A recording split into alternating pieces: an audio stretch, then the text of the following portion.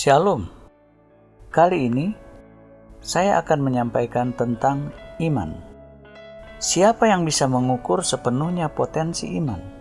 Mungkin cara yang paling jelas untuk mengerti potensi iman adalah dengan meletakkan dua pernyataan Yesus secara berdampingan. Pernyataan pertama, bagi Allah segala sesuatu mungkin. Matius 19 ayat 26. Pernyataan kedua, tidak ada yang mustahil bagi orang yang percaya. Markus 9 ayat 23. Dalam dua pernyataan ini kita membaca segala sesuatu mungkin. Pada ayat yang pertama diaplikasikan pada Allah. Pada ayat yang kedua diaplikasikan pada orang yang percaya. Ini sesuai dengan apa yang Yesus katakan pada kita. Bagaimana prakteknya? Jawabannya, melalui iman. Hal-hal yang mungkin bagi Allah menjadi mungkin bagi orang yang percaya. Iman adalah saluran yang membuat berkat dan jawaban Allah tersedia bagi kita. Melalui iman, semua yang mungkin bagi Allah menjadi mungkin bagi kita. Tidak heran bahwa dari awal hingga akhir, Alkitab secara konsisten menekankan keunikan dan betapa pentingnya iman. Mengenai iman, ada dua kata yang berbeda. Kata benda, iman, dan kata kerja, percaya. Tidak ada hubungan yang jelas antara dua kata ini. Akibatnya, pengkhotbah kadang-kadang mencari perbedaan antara percaya dan memiliki iman. Namun tidak ada dasar bagi perbedaan ini dalam bahasa asli Yunani Perjanjian Baru. Menurut Alkitab, percaya adalah mempraktekkan iman. Sebaliknya, mempraktekkan iman adalah percaya. Dalam bahasa Yunani, kata untuk iman adalah pistis, kata akar. Disebut hampir 600 kali dalam teks asli Perjanjian Baru.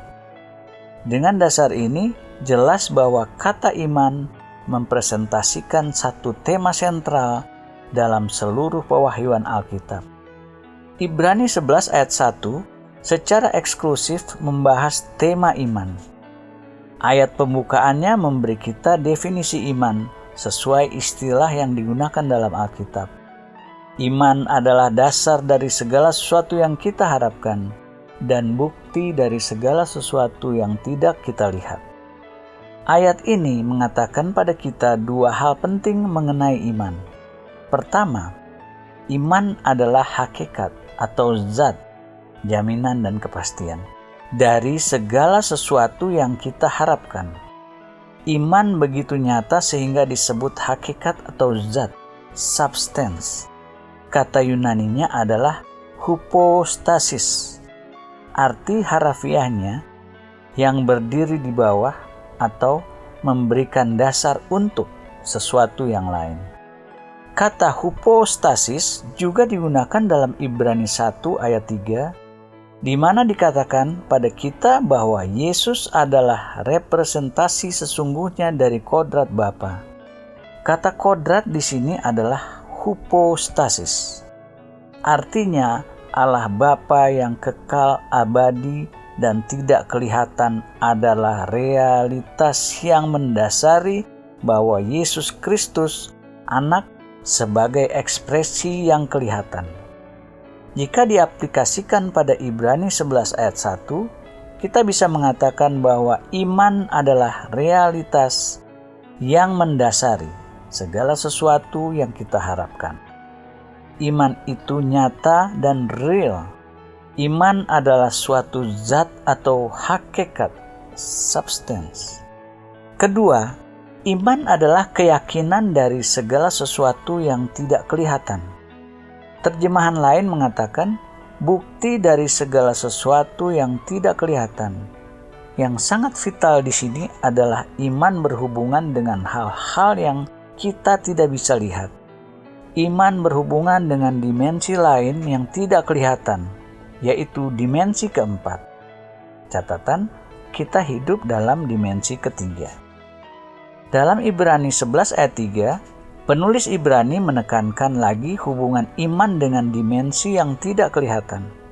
Karena iman kita mengerti bahwa alam semesta telah dijadikan oleh firman Allah, sehingga apa yang kita lihat telah terjadi dari apa yang tidak dapat kita lihat.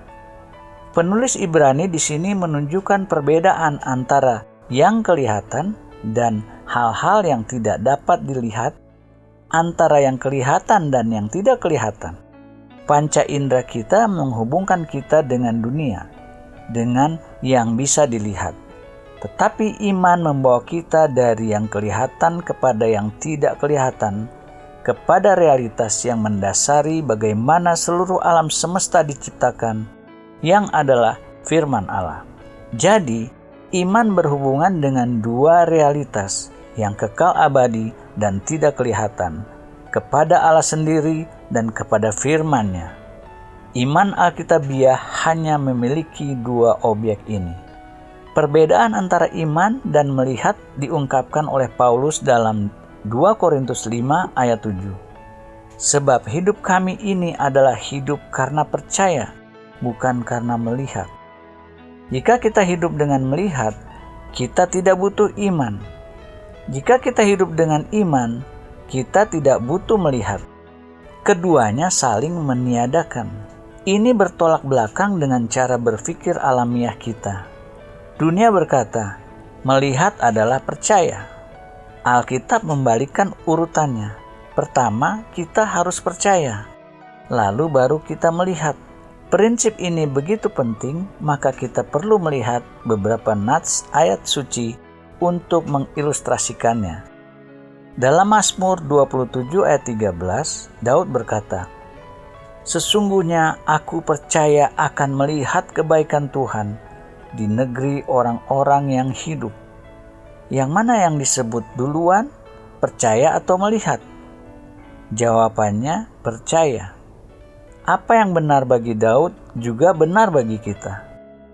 Jika kita tidak bisa percaya bahwa kita akan melihat kebaikan Tuhan, kita akan putus asa, hilang harapan. Hal yang menolong kita dari putus asa dan hilang harapan bukan apa yang kita lihat, melainkan apa yang kita percaya. Ini sesuai dengan pernyataan yang dibuat mengenai Musa dalam Ibrani 11 ayat 27. Karena iman, maka ia telah meninggalkan Mesir dengan tidak takut akan murka raja. Ia bertahan sama seperti ia melihat apa yang tidak kelihatan. Tidak ada di sekeliling Musa pada saat itu yang bisa memberinya harapan. Namun dengan semua keadaan yang bertentangan melawannya, ia bertahan karena ia bisa melihat yang tidak kelihatan. Bagaimana ia melakukannya? Jawabannya dengan iman. Iman memampukan kita melihat yang tidak kelihatan dan untuk bertahan ketika dunia yang kelihatan tidak bisa memberi harapan kepada kita. Yesus mengatakan dalam Yohanes 11 ayat 40, "Bukankah sudah kukatakan kepadamu, jikalau engkau percaya, engkau akan melihat kemuliaan Allah?" Dia bertanya bagi semua yang ingin melihat kemuliaan Allah. Kita harus percaya bahwa kita akan melihat. Kita tidak melihat dulu baru percaya. Kita percaya dulu. Akibat dari percaya, kita akan melihat. Kita percaya dulu, karena iman ada sebelum kita melihat. Di sini konflik dasar antara kodrat manusia lama dan kodrat manusia baru. Kodrat lama menuntut untuk melihat karena ia hidup melalui panca indera. Dalam 2 Korintus 4 ayat 17 dan 18, kita ditantang sekali lagi oleh perbedaan antara yang kelihatan dengan yang tidak kelihatan. Sebab penderitaan ringan yang sekarang ini mengerjakan bagi kami kemuliaan kekal yang melebihi segala-galanya, jauh lebih besar daripada penderitaan kami. Sebab kami tidak memperhatikan yang kelihatan, melainkan yang tak kelihatan. Karena yang kelihatan adalah sementara, sedangkan yang tak kelihatan adalah kekal. Bahasa Paulus di sini mengandung sebuah paradoks. Ia berbicara tentang melihat hal-hal yang tidak kelihatan. Bagaimana kita bisa melakukan ini? Hanya ada satu cara, melalui iman. Sementara kita tidak melihat hal-hal yang kelihatan, kita bisa belajar bagaimana Musa belajar dalam ujian untuk bertahan. Dalam pemeliharaan Allah, penderitaan sering memiliki tujuan yang berguna bagi orang percaya, membentuk dan memperkuat karakter dan mempersiapkan kita untuk kehidupan kekal yang terbentang di depan. Namun, penderitaan hanya berguna bagi kita jika kita mengarahkan mata kita ke alam yang tidak kelihatan. Jika kita kehilangan perspektif ini dan terlalu disibukkan dengan hal-hal duniawi, kita tidak bisa lagi menerima manfaat-manfaat dari penderitaan yang ditujukan untuk membentuk kita. Kita terperangkap di antara dua dunia, yang sementara dan yang kekal. Yang sementara adalah yang bisa kita lihat. Kita bisa kontak dengan indera kita. Tetapi yang kekal adalah dunia yang Allah ingin kita tinggal di dalamnya. Dan kita bisa kembali ke dalam dunia itu hanya dengan satu cara, iman. Iman adalah satu hal yang menghubungkan kita dengan realitas-realitas Allah dan firman-Nya yang tidak kelihatan. Banyak orang Kristen kecewa dan frustrasi dalam berdoa karena mereka tidak menerima apa yang mereka minta. Sering karena mereka berdoa dalam harapan, bukan dalam iman. Berkat-berkat yang dijanjikan Allah diberikan berdasarkan iman dan bukan berdasarkan harapan. Apa bedanya? Bagaimana kita membedakan iman dan harapan? Perbedaan pertama adalah iman berada dalam hati, sementara harapan berada dalam pikiran. Roma 10 ayat 10, Paulus berkata, "Karena dengan hati orang percaya dan dibenarkan." Jadi iman Alkitabiah yang benar berasal dari hati, diekspresikan dengan kata percaya, diikuti dengan kata depan, dan yang mengindikasikan apa yang dihasilkan dan dibenarkan, dan memiliki implikasi gerakan atau suatu transisi. Iman tidak pernah statis, selalu mengekspresikan dirinya dalam gerakan perubahan aktivitas. Seseorang yang sungguh-sungguh percaya akan dirubah oleh apa yang ia percayai. Di lain pihak, seseorang yang hanya menerima kebenaran dengan inteleknya tidak akan diubah olehnya. Menerima kebenaran secara mental bukan iman. Untuk menghasilkan iman, kebenaran harus mempenetrasi melewati pikiran sadar ke dalam pusat bagian dalam dan sumber kehidupan yang disebut hati. Kebenaran yang diterima secara intelektual dengan pikiran menjadi steril dan tidak efektif. Tetapi kebenaran yang diterima dengan iman ke dalam hati selalu bekerja dinamis dan merubah hidup. Dalam Amsal 4 ayat 23, Salomo memperingatkan kita, "Jagalah hatimu dengan segala kewaspadaan, karena dari situlah terpancar kehidupan." Segala sesuatu yang pada akhirnya menentukan arah hidup kita keluar dari hati kita. Iman Alkitabiah yang benar keluar dari hati dan menentukan cara kita hidup. Bukan hanya konsep intelektual dibentuk dalam pikiran, namun suatu kekuatan yang real, aktif bekerja di dalam hati. Namun demikian, Allah tidak membiarkan pikiran kita tanpa fungsi yang tepat. Iman yang bekerja di dalam hati menghasilkan harapan di pikiran. Ini sesuai dengan definisi iman dalam Ibrani 11 ayat 1. Iman adalah dasar dari segala sesuatu yang kita harapkan dan bukti dari segala sesuatu yang tidak kita lihat.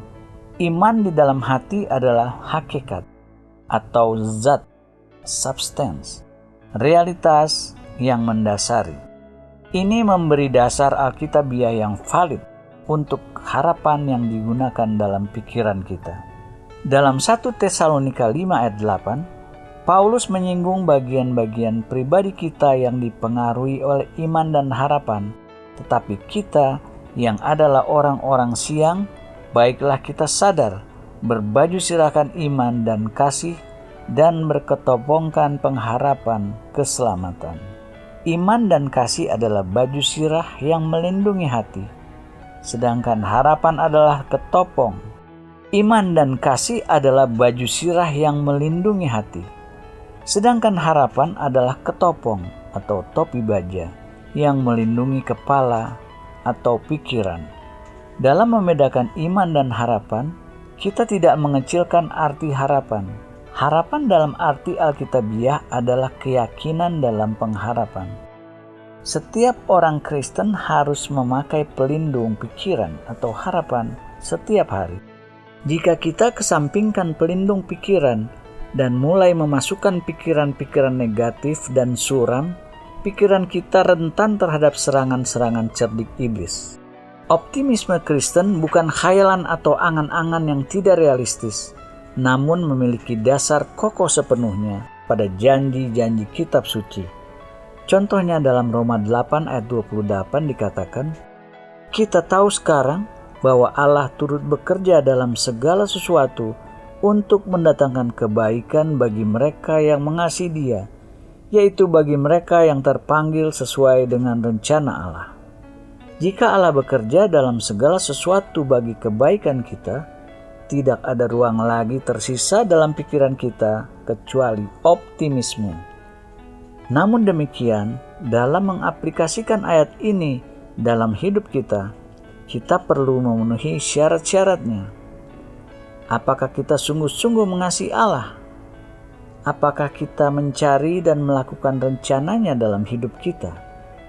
Jika demikian, Allah bekerja dalam segala sesuatu, dalam setiap kejadian, setiap situasi, semuanya untuk mendatangkan kebaikan bagi kita. Ini yang membuat kita optimis. Dari sudut ini, bagi orang Kristen, menjadi seorang pesimis sesungguhnya adalah suatu penyangkalan terhadap imannya. Contoh ini mengkonfirmasi apa yang sudah dikatakan. Iman hanya satu-satunya dasar kokoh untuk harapan. Kita harus sungguh-sungguh percaya apa yang dikatakan dalam Roma 8 ayat 28. Segala sesuatu untuk mendatangkan kebaikan bagi kita. Jika kita percaya ini, kita tidak punya alternatif lain selain harapan. Jika kita tidak percaya ini, maka harapan kita tidak memiliki dasar yang kokoh. Jadi ada dua bentuk harapan, tampak mirip atau serupa, tetapi memiliki perbedaan yang vital. Harapan pertama berdasarkan iman yang tulus dalam hati, oleh karenanya valid. Pengharapan ini akan digenapi pada waktunya.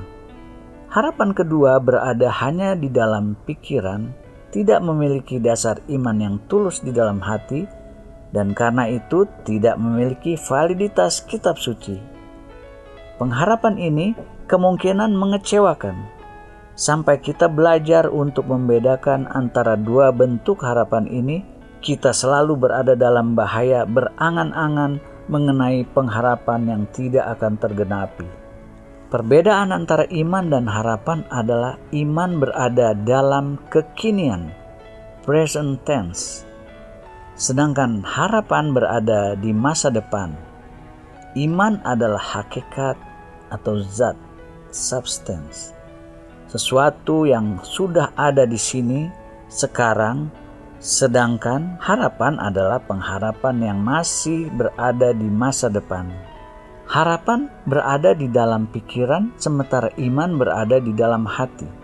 Kita biasanya tahu dengan baik apa yang ada dalam pikiran kita, tetapi lebih sulit bagi kita untuk mengetahui apa yang ada di dalam hati kita. Kita memiliki harapan yang kuat di dalam pikiran kita dan dengan salah menyebutnya itu sebagai iman. Padahal sebenarnya harapan. Karena tidak ada dasar imannya, kita sering gagal melihat hasil-hasil yang kita harapkan. Ada kualitas yang tidak bisa diprediksi mengenai iman. Karena kodrat hati manusia tidak bisa diprediksi. Kadang-kadang kita merasa kita sudah memiliki iman yang kuat, tetapi tidak terjadi apa-apa. Pada lain waktu, kita merasa tidak memiliki iman, namun di luar dugaan, Allah menjawab doa kita yang membuat kita senang. Jenis iman yang bisa kita rasakan biasanya berada pada tingkat mental sebagai ganti dari iman yang benar dalam hati. Namun kadang-kadang keluar dari hati kita yang benar, iman yang efektif yang kita tidak tahu ada di sana dengan hasil-hasil yang menakjubkan kita. Allah tidak menunda memberi atau menjawab doa kita sampai besok. Dia berkata, "Sekarang adalah waktunya. Sesungguhnya hari ini adalah hari penyelamatan itu." 2 Korintus 6 ayat 2. Allah hidup di dalam kekekalan saat ini, present tense. Terhadap iman, ia tidak pernah mengungkapkan dirinya sebagai aku di masa lalu atau aku di masa depan, tetapi selalu aku di masa sekarang. Ketika iman kontak dengan Allah, selalu terjadi di masa sekarang. Ketika kita mengaplikasikan prinsip ini dalam mengajukan petisi dan permohonan kita kepada Allah, akan merubah kehidupan doa kita. Dalam Markus 11 ayat 24, Yesus berkata, "Karena itu aku berkata kepadamu, apa saja yang kamu minta dan doakan, percayalah bahwa kamu telah menerimanya, maka hal itu akan diberikan kepadamu." Kapan Yesus mengatakan kita akan menerima apa yang kita doakan? Jawabannya, pada saat kita berdoa. Kita minta, pada saat yang sama kita menerima. Kita tahu bahwa hal-hal yang kita minta akan diberikan. Diberikan masih terjadi kemudian di masa depan, tetapi menerima dengan iman terjadi ketika kita berdoa. Karena itu aku berkata kepadamu, apa saja yang kamu minta dan doakan, percayalah bahwa kamu telah menerimanya, maka hal itu akan diberikan kepadamu. Kapan Yesus mengatakan kita akan menerima apa yang kita doakan? Jawabannya, pada saat kita berdoa. Kita minta dan pada saat yang sama kita menerima. Kita tahu bahwa hal-hal yang kita minta akan diberikan masih terjadi kemudian di masa depan. Tetapi menerima dengan iman terjadi ketika kita berdoa. Kita menerima saat ini dengan iman.